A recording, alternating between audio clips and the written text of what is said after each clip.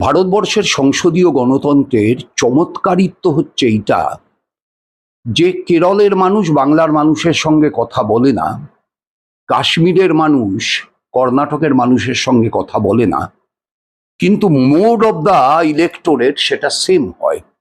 এখন এইবার যে মানুষ এনডিএর শক্তি কমাতে চেয়েছেন সেই মানুষের কাছে এই রাজ্যে ইন্ডিয়ার সবচাইতে শক্তিশালী রাজনৈতিক দলকে নিশ্চিতভাবে তৃণমূল কংগ্রেস।